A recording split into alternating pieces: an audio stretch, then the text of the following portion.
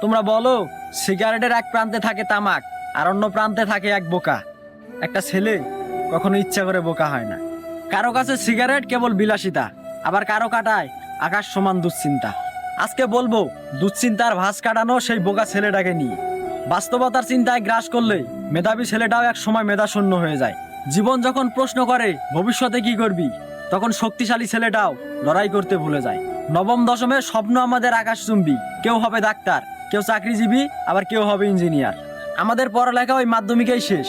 এরপরে কেউ শ্রমিক, কেউ কৃষিকাজে, আবার কারো ছাড়তে হয় দেশ।